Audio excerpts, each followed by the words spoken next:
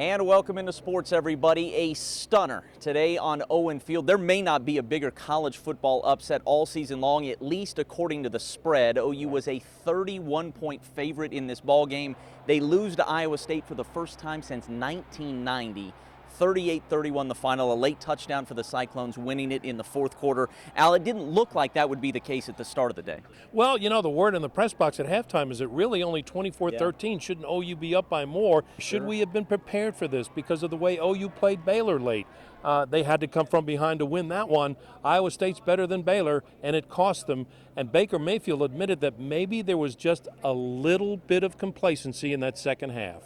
The thing that we've been talking about, it's not like it hadn't been apparent that, you know, we've let teams come back in games and given them hope. And when you do that to a team that has their backs against the wall, I mean, we know exactly how that feels. It's something you can't do.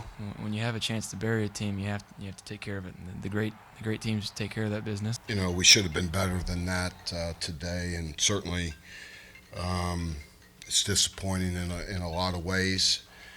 You know, some of the old scars kind of, you know, repeated itself again. When you let teams hang in there like that, and the teams make some plays, they get a little bit of momentum, then you can get beat, and we did. I give Iowa State credit. This was no fluke. Iowa State outplayed OU for really the final 50 minutes of this ball game, but the biggest sequence occurred right behind us. OU up 24-16 inside the 5-yard line, could have made it a 15-point game. Trey Sermon fumbles, and Iowa State goes 97 yards the other way. Yeah, Baker Mayfield took the blame for it with the miscue on the handoff try, but that was the big sequence. The fumble here and then the 94-yard drive by Iowa State.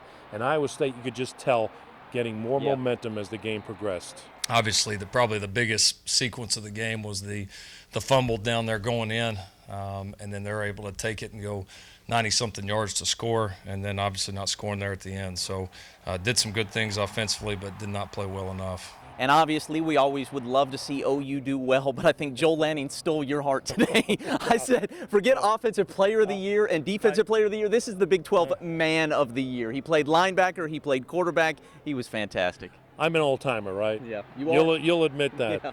Well, you talk about football fans that love two-way guys.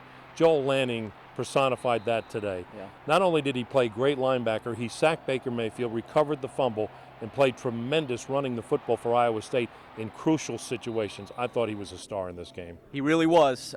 Look, the season's not over. OU has rebounded from tough losses early in the year, each of the last 2 years, and gone on to win the Big 12.